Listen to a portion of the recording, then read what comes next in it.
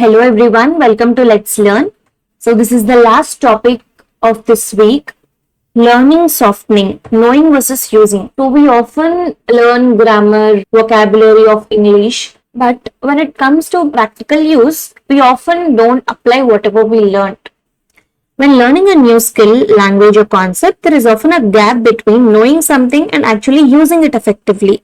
And this concept is called learning softening. If you see about simple sentences, what exactly is a sentence? It has a subject and a and predicate has a verb and an object. Object is a required element, whereas adverb is an optional element. It is not required. Coming to complex sentences, same, every sentence has subject and predicate. But what makes it complex is that when we have another sentence as object of the word in the predicate, then it becomes a complex one. Coming to agreement, we know that subject and predicate being next to each other will not make a sentence. They are combined with something. Sometimes they are visible, sometimes they are not invisible. The visible elements are agreement, which is basically a combination of number and a person. And coming to tense, we have discussed about tenses in week 2, present, past and future. And for a brief explanation, we use tenses to denote time of the action to show when the work is done. There are 3 main tenses, present, past and future, and each of them are divided into 4, simple or habitual, continuous or progressive, perfect and perfect continuous.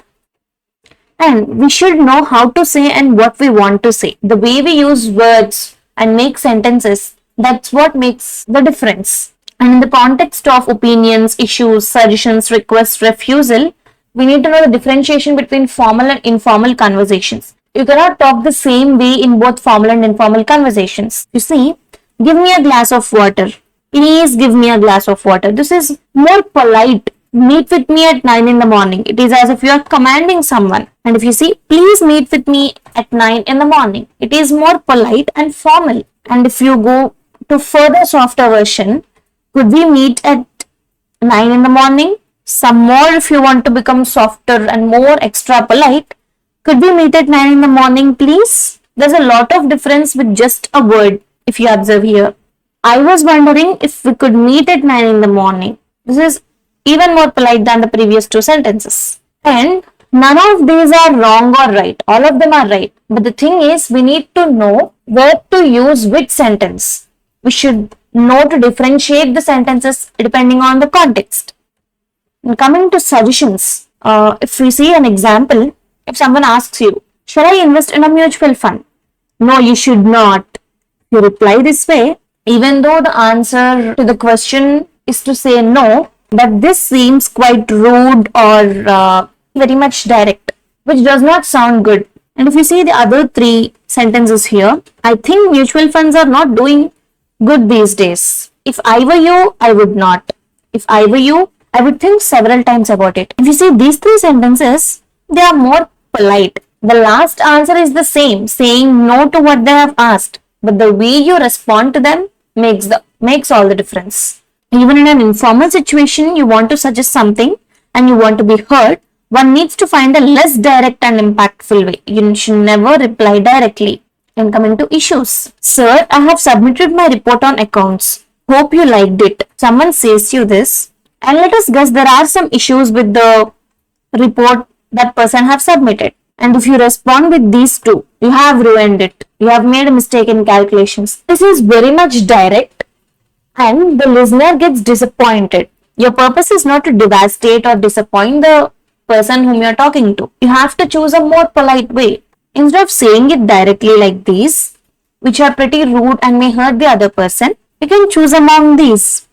You seem to have missed a few things. May I suggest a revisit? It appears to me that the calculations do not add up. Could you please take a look at it again? Here the message is the same. It is loud and clear that there are issues, but it is way softer. It is not devastating to the other person. And the next one, refusal, saying no, which requires skill. Not difficult, but requires skill. Let's say someone came and asked you, can we go for a cup of tea? Here are the 2 different sentences. I have a lot of stuff pending to take care of. It's very direct and is seeming rude to the other person. If you just add this small sentence to what you have said earlier, it becomes more polite and you don't offend the other person who came to ask you. I have a lot of stuff pending to take care of. Hope you won't mind. It's just a small difference, but has a lot of impact. And the other example, if you take, let's say someone asked you, could you please bring me some storybooks on your way? You can reply to them saying, I will try my best. The shop seems to have moved as I could not find it. I'm not sure if there is any bookstore on my way. Instead of just saying them that no, I can't bring, I will not bring. If you prefer to say something among these three in this manner, the answer is the same. You're refusing anyway. But the way you tell makes all the difference. So this is what the topic is about, and how to transition from knowing to using. Active practice, seeking feedback from lecturers or someone who is better in these topics, repetition and using that in real life exposure. These are few things you can use to bring things which you have learned into practice in your life. And the activity questions. The first one, requesting technical assistance. So they gave few options and they are asking to choose which one would be better to ask or request about technical assistance. Can you fix this for me? It's very direct. You cannot say like this. Please fix this for me. I have tried my best with this. Would you mind taking a look? You are the best at fixing technical issues. Fix this for me. B and C both are okay, but C would be the correct answer. That would be more better to say, because whenever you get a problem, it's not like you completely depend on the person. Saying that you have tried solving that but you could not, and then you are seeking help, requesting them, it's more effective. It's more professional and appreciative. So the answer is C. And the second one, asking them to give you a ride back home. Please drop me home. Will you drop me? Even though you have added please, it's still direct. If it is not too much trouble, would you mind dropping me home today? I'm sure you can drop me. My house is in the same direction as yours.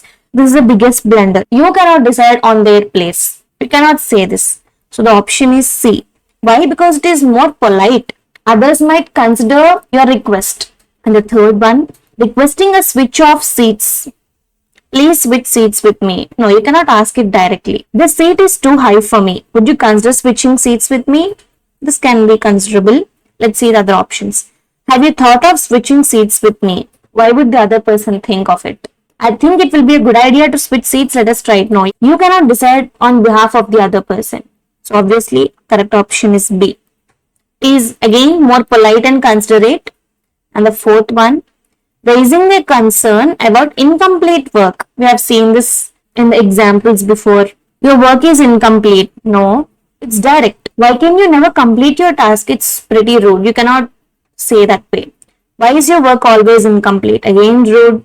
Would you mind revisiting your work and completing it? Are you facing any challenges? It is both professional and supportive to ask if they are facing any challenges and offering them help. And the fifth one, arranging a meeting. We meet at 6 today. No.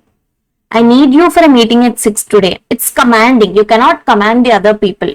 Does a meeting at 6 today sound like fun to you? It's not even asking directly. It's like insulting the other person. I was wondering whether you would be available for a meeting at 6 today. This is more polite and considerate. So what we have learned from this is that we need to choose the more polite and formal ways while having conversations. And that comes along with practice. If you have any doubts, please let me know. Thank you everyone. Have a good day.